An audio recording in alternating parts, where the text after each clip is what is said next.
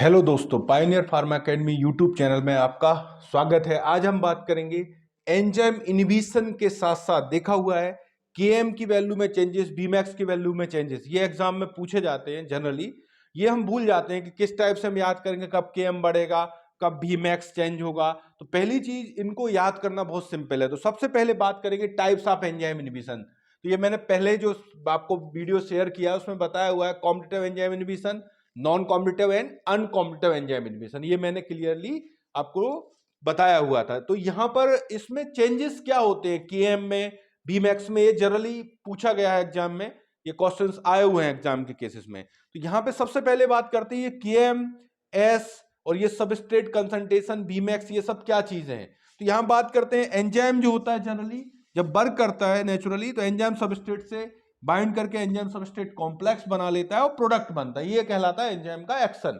और एंजाइम का जो काइनेटिक्स होता है वो ना फर्स्ट ऑर्डर होता है ना वो जीरो ऑर्डर होता है। इनिशियली होता है फर्स्ट ऑर्डर और धीरे धीरे वो हो जाता है आपका जीरो ऑर्डर हो जाता है। मतलब initially enzyme action depend upon the substrate concentration.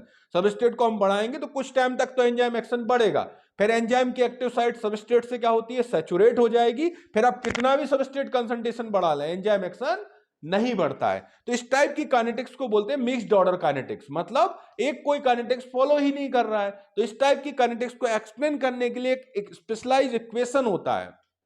उस इक्वेशन को बोलते हैं माइकल्स मेंटेन इक्वेशन। ये इक्वेशन जिस भी टाइप का काइनेटिक्स है, अगर मिक्स्ड ऑर्डर काइनेटिक्स होगा, सैचुरेशन काइनेटिक्स होगा, इन्हीं को बोलेंगे सैचुरेशन काइनेटिक्स, इसी को बोलेंगे नॉन लीनियर काइनेटिक्स।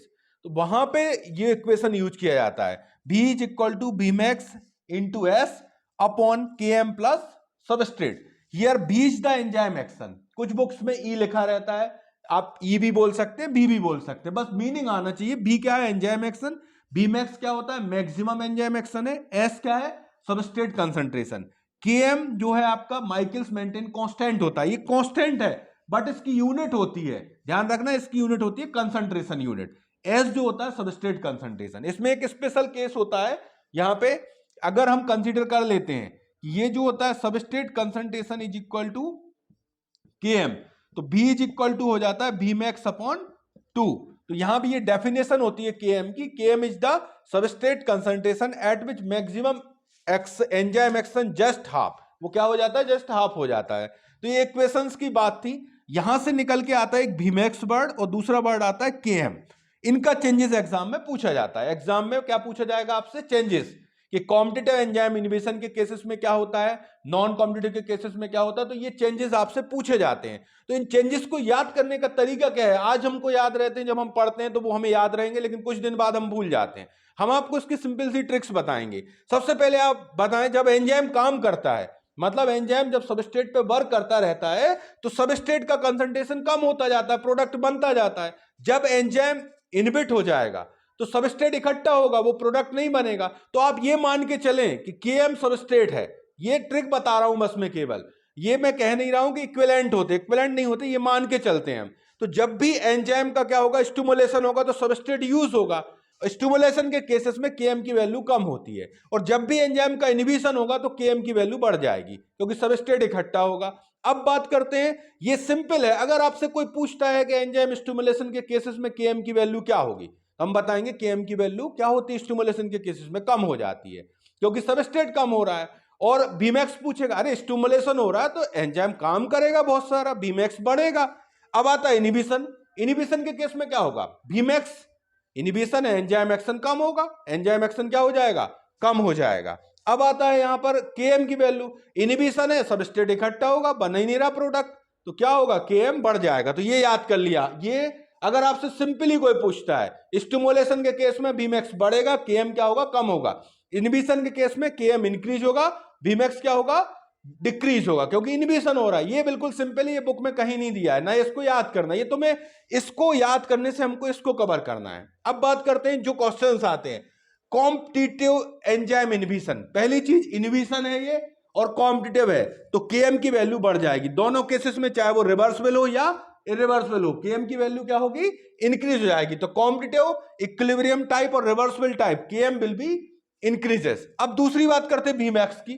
Bmax का लिखा हुआ है अनचेंज रहता है। अरे अनचेंज इसलिए लिख रहे हैं हम लोग क्योंकि यहां पर रिवर्सिबल है ये। पहले तो इनिशियली क्या होगा, इनिशियली जो होगा आपका, जब इनहिबिशन होगा तो इनिशियली Bmax क्या होगा, कम हो जाएगा, लेकिन कुछ टाइम बाद ड्रग रिवर्सिबल वो रिमूव हो जाएगी, फिर से रिएक्शन प्रॉपर होने लगेगी, तो फिर से Bmax बढ़ जाएगा। तो अल्टीमेटली उसको बुक में लिख दिया गया है कि Bmax क्या होता है, अनचेंज होता है, लेकिन इनिशियली Bmax कम होता है जब इनहिबिटर काम करेगा, क्योंकि वो रिवर्सिबल है, कुछ टाइम बाद आगे रिमूव हो जाता है और सबस्ट्रेट फिर से वो वही एंजाइम एक्शन स्टार्ट होता है, तो उस केस में फिर बढ़ जाता है। तो इसलिए अल्टीमेटली लिख दिया Bmax क्या होता है, अनचेंज होता है। तो याद रखना है कॉम्पिटिटिव रिवर्सिबल के केसेस में, कॉम्पिटिटिव रिवर्सिबल के केसेस में Km इंक्रीज होना है और Bmax क्या होना है, अनचेंज होना है। अब आता है competitive irreversible, means non equilibrium, permanently drug यहां बाइंड कर रही है, Km बढ़ेगा, इनहिबिशन है यहां पर, Bmax जो होगा वो क्या हो जाता है, डिक्रीज होता है, क्योंकि परमानेंटली ड्रग से एंजाइम एंगेज हो गया है, अब रिएक्टिवेट नहीं होगा, Bmax घटेगा ही।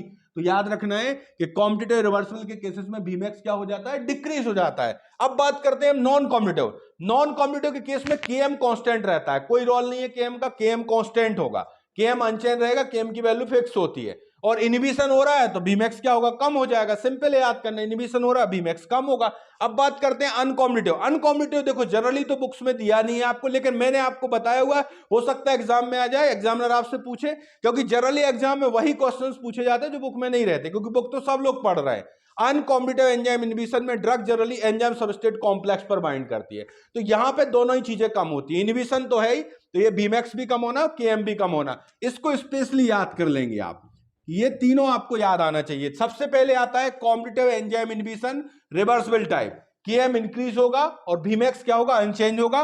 रिवर्सिबल के केसेस में क्या होना है, Km बढ़ेगा, Bmax डिक्रीज हो जाएगा। नॉन कॉम्पिटिटिव एंजाइम इनहिबिशन में Km विल बी अनचेंज और constant, considered as constant, and Bmax क्या होगा, डिक्रीज हो जाएगा। Bmax मतलब आप तो मानो एंजाइम एक्शन। इसके बाद अनकॉम्पिटिटिव Bmax कम होना है और Km की वैल्यू भी डिक्रीज होनी है। This is most important thing, इनको आपको याद कर लेना है, ये जरूरी है, आपको एग्जाम में पूछे जा सकते हैं क्वेश्चंस। अब क्या पूछा जाएगा, हमने बोला कि आप एस्प्रिन के लिए बताइए, एस्प्रिन ड्रग है जो, एस्प्रिन के लिए बताइए what will be the effect on the Bmax। आपने खोला बुक, एस्प्रिन निकाल ली, एस्प्रिन में पढ़े जा रहा है, अरे सर पूरी बुक्स पढ़ ली, कहीं एस्प्रिन दिया ही नहीं है, इतना टफ क्वेश्चन आ गया एग्जाम में। तो अरे कुछ नहीं है, एस्प्रिन को हमने अभी इसके पहले वाले आपको वीडियो में बताया था, एस्प्रिन किसका एग्जाम्पल होता है, नॉन कॉम्पिटिटिव एंजाइम इनहिबिशन का है एस्प्रिन एग्जांपल। तो नॉन कॉम्पिटिटिव केस में क्या होता है, Km कांस्टेंट होता है, Bmax डिक्रीज हो जाता है, ये आंसर था। आपसे कैप्टोप्रिल का आया, कैप्टोप्रिल किसका एग्जांपल है, कॉम्पिटिटिव रिवर्सिबल का एग्जांपल है, तो क्या होगा, कॉम्पिटिटिव रिवर्सिबल का है, Km बढ़ेगा और Bmax क्या होगा, अनचेंज रहेगा। आपसे मेथोट्रेक्सेट का पूछ लिया गया एग्जाम में, तो मेथोट्रेक्सेट क्या होता है, कॉम्पिटिटिव इरिवर्सिबल टाइप का होता है। तो मतलब अगर एग्जाम्पल से भी क्वेश्चंस आ जाते हैं तो वो हम पे बन जाना चाहिए। तो ये सभी आपको मैंने कंपाइल किया हुआ है, आप हमारे चैनल्स को जरूर सब्सक्राइब करें, शेयर करें ज्यादा से ज्यादा और कमेंट करें। ओके।